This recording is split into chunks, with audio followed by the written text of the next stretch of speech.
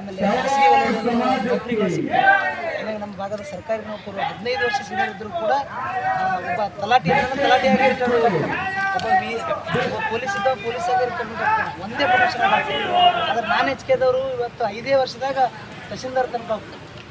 ಆದರೆ ಈಗ ಮೀಸಲಾತಿ ಬಂದಿರೋದು ನಮ್ಮ ಭಾಗಕ್ಕೆ, ಆದರೆ ಡೆವಲಪ್ಮೆಂಟ್ ಆಗ್ತಾ ಇರೋದು ಮೈಸೂರು ಭಾಗ, ಬೆಂಗಳೂರು ಭಾಗದ ನೌಕರರು.